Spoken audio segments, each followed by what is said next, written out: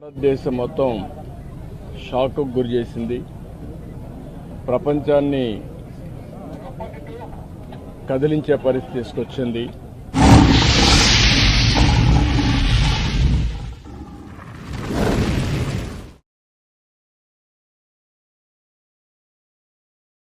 ఒక అత్యంత బాధాకరమైన సంఘటన ఏదైతే పహల్గామ్లో జరిగినటువంటి టెర్రరిస్ట్ కాల్పులు అతి దారుణంగా విహారయాత్రకు పోయినటువంటి యాత్రికుల పైన విచక్షణారహితంగా కాల్పులు చేయడం, అది కూడా ఇప్పుడే చంద్రమౌళి గారితో అక్కడ ఉన్న వ్యక్తి ప్రత్యక్ష సాక్షి శశిధర్ గారు వచ్చారు. ఆయనతో మాట్లాడినప్పుడు ఆయన చెప్పిన విషయం ఏదైతే అక్కడ వీళ్ళందరూ ఉన్నారు, టాయిలెట్ కోసం బాత్రూమ్స్కి వెళ్లారు. వెళ్లిన సమయంలో ఒక ఇద్దరు వ్యక్తులు మొత్తం ఇష్టానుసారంగా AK-47 లాంటి గన్ పెట్టుకొని కాల్చుకుంటూ వస్తున్నారు. వీళ్ళు అక్కడి నుంచి పరిగెత్తారు. మిగిలిన ఫ్యామిలీ మెంబర్స్ ఎవరైతే మగవాళ్ళు ఉన్నారో కొంచెం ముందు పోగలిగారు. ఈయన కూడా వెళ్ళాడు కానీ కొంచెం వెనకబడ్డాడు. దాంతో ఈయన్ని ఆయన కళ్ల ముందరనే కాల్చి చంపేసే పరిస్థితికి వచ్చారు. కళ్ళ ఎదుటిగా చూసిన ప్రత్యక్ష సాక్షి శశిధర్ గారు. అది చూసినప్పుడు ఎంత అనాగరికంగా మానవత్వం లేకుండా వీళ్ళు ప్రవర్తించారు. ఒక ఉదాహరణ, అది కూడా భార్యాభర్తలు ఇద్దరు కపుల్స్ వెళ్లారు. విశాఖపట్నం నుంచి ముగ్గురు కపుల్స్ వెళ్లారు. ఆడవాళ్ళను వదిలిపెట్టి మగవాళ్లనే కాల్చారు సెలెక్టివ్గా. అదే మరి ఇవన్నీ చూస్తే ఒక టార్గెటెడ్గా కావాలని చేశారు తప్ప ఇంకోటి కాదు. ఇది ఆర్గనైజ్డ్గా కూడా వెల్ ఆర్గనైజ్డ్గా చేశారు. గడిచిన 3-4 సంవత్సరాలుగా అక్కడ ఎలాంటి గొడవలు లేకుండా ప్రశాంతంగా ఉంది. మళ్లీ అక్కడ అభివృద్ధి జరుగుతూ ఉంది. అదే మరి అక్కడ ఉపాధి కానీ పెద్ద ఎత్తున అనేక కార్యక్రమాలకు నాంది పలికే పరిస్థితి వచ్చింది.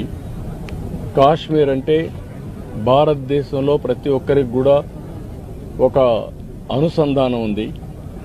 ఇది ఒక సుందరమైన ప్రాంతం, మన దేశంలో అత్యంత ముఖ్యమైన ప్రాంతం అనే అభిప్రాయం అందరిలో ఉంది. అలాంటి దగ్గర ఇటీవల ఎలక్షన్ చేయడం, ప్రజాస్వామ్యాన్ని కూడా పునరుద్ధరించడం, టెర్రరిస్టుల్ని పూర్తిగా నిర్మూలించి టెర్రరిజాన్ని నిర్మూలించి ఈరోజు అభివృద్ధికి శ్రీకారం చుట్టే పరిస్థితి వచ్చింది. అలాంటి సమయంలో ఇలాంటి సంఘటన జరగడం చాలా బాధాకరం. దీన్ని భారతదేశంలో ఉండే ప్రతి ఒక్కరు కూడా తీవ్రంగా ఖండించాల్సిన అవసరం ఉంది. ఇలాంటి టెర్రరిస్టులు భారతదేశాన్ని ఏమీ చేయలేవు.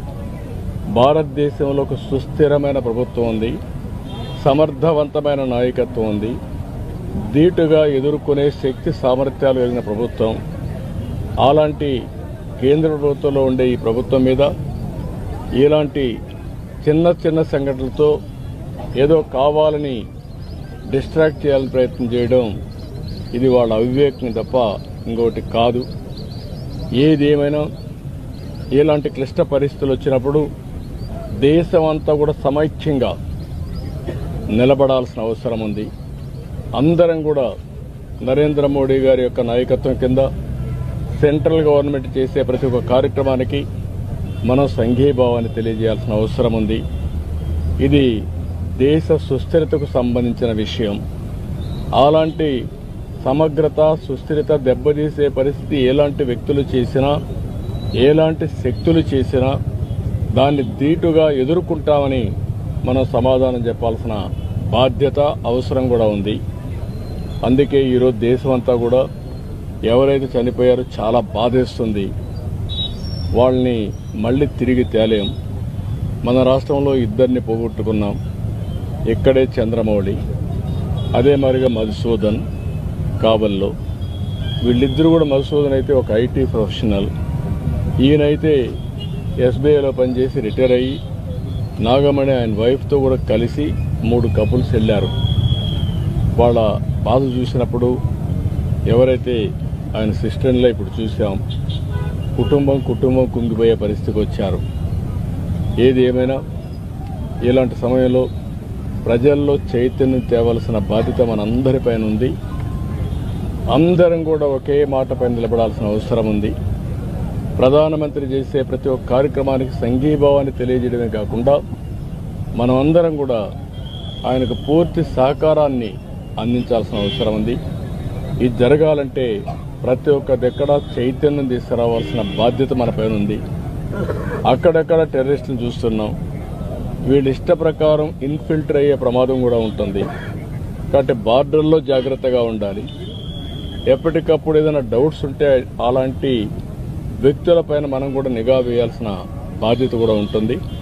ఇవన్నీ చేయడం కోసం మనం అందరం మళ్లీ సంఘీభావాన్ని తెలియజేస్తూనే సమగ్రతను కాపాడుకునే బాధ్యత తీసుకురావాలని ఈరోజు మేమందరం కూడా ప్రజాప్రతినిధులు ఇక్కడికి వచ్చాం. తప్పకుండా ఆ కుటుంబాలకు అండగా ఉంటాం.